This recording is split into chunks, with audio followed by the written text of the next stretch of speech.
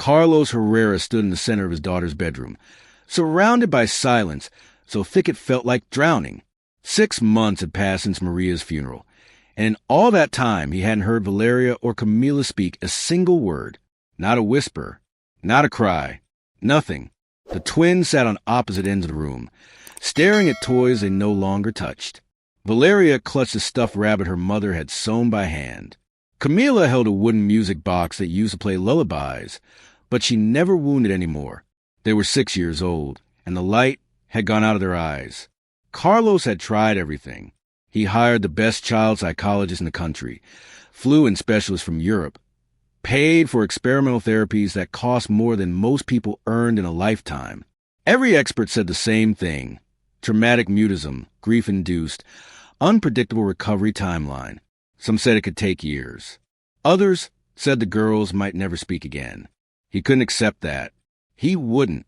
But as the weeks turned into months, Carlos felt himself breaking under the weight of it all. He was a man used to solving problems, building empires, making things happen. Yet he couldn't reach his own daughters. Every night, he'd sit between their beds and read them stories the way Maria used to, his voice cracking on every page. They never responded.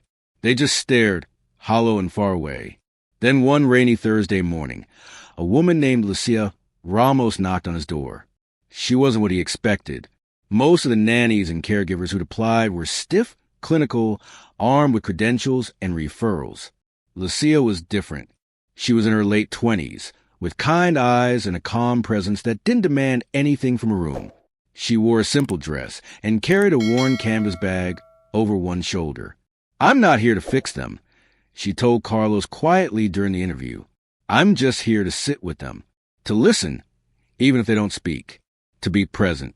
Carlos didn't know why, but something in her voice made him say yes. Lucia started the next day. She didn't push. She didn't hover.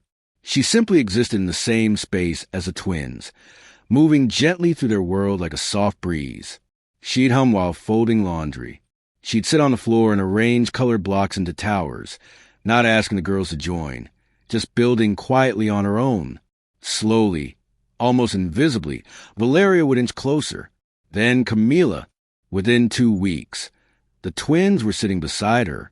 Lucia began telling them stories, not from books, but from her own life. She told them about growing up near the coast, about her grandmother who baked bread every Sunday, about a little dog named Pepper who used to chase waves. Her voice was warm and unhurried, and she never once asked the girls to respond. She just let the stories fill the silence. Then one afternoon, Lucia pulled a small wooden flute from her bag. She played a simple melody, something sweet and wandering, and Camila's eyes flickered with recognition. Lucia smiled and held the flute out toward her. Camila hesitated, then reached for it. She brought it to her lips and blew a single, uncertain note. Carlos, watching from the doorway, felt his chest tighten. Over the following weeks, Lucia wove music into everything. She taught the twins clapping games, rhythm patterns, silly songs with made-up words. She never corrected them. She never rushed. And little by little, the girls began to come alive again. One evening, as Carlos was finishing up work in his study, he heard something that stopped him cold. Laughter. He walked into the living room and found Lucia on the floor with the twins, all 3 of them giggling over a game involving mismatched socks and a spinning top.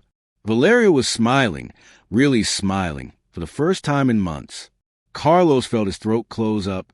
He turned away before they could see the tears in his eyes. But the breakthrough came a few nights later. Lucia was tucking the girls into bed, singing a soft lullaby, when Camila reached up and touched her face. Lucia paused, meeting the little girl's gaze. And then Camila whispered, so quietly it was almost lost, "Thank you." Lucia's eyes filled with tears. Carlos, standing just outside the door, had to brace himself against the wall. The next morning, Valeria spoke too. Just 2 words, "Good morning, Papa," but it was enough to shatter him. He pulled both girls into his arms and wept, and for the first time in half a year, they hugged him back. Everything felt like it was healing. The house, once suffocating with grief, began to breathe again. The twins laughed more. They played. They spoke in small bursts, testing their voices like baby birds learning to fly. Carlos couldn't thank Lucia enough. She had given him back his daughters. But then Dr. Navarro, the family's trusted pediatrician, came to him with troubling news. "I need to show you something," the doctor said, his face grave. He handed Carlos a file. "It's about Lucia Ramos. I did some checking, and there's a history. She was accused of malpractice at a children's clinic 3 years ago. A child in her care had a severe regression. The family sued. It was settled quietly, but the records exist." Carlos felt the ground tilt beneath him. "What are you saying?" "I'm saying you need to be careful. The progress with the twins, it might not last. She might not be who you think she is." Carlos couldn't sleep that night. He kept replaying every moment, every interaction. Could he have been wrong about her? Could he have put his daughters at risk? The next morning, he asked Lucia to leave. She didn't argue. She didn't defend herself.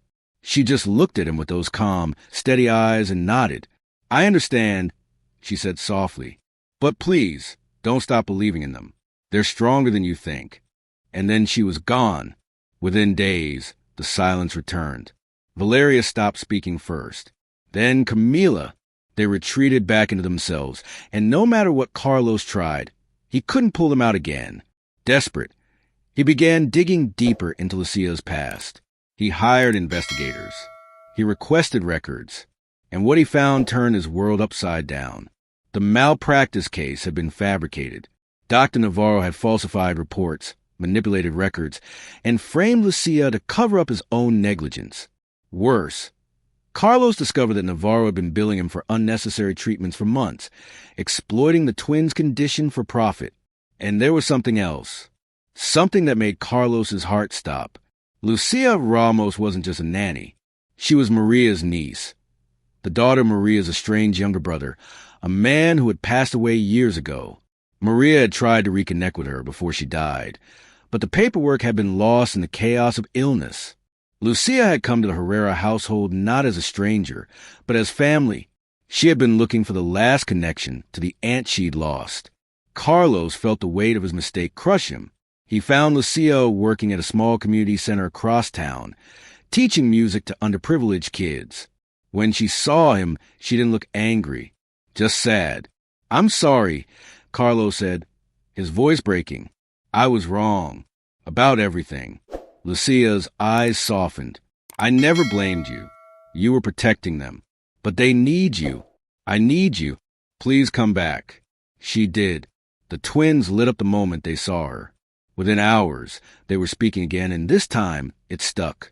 The healing was real. The bond was real.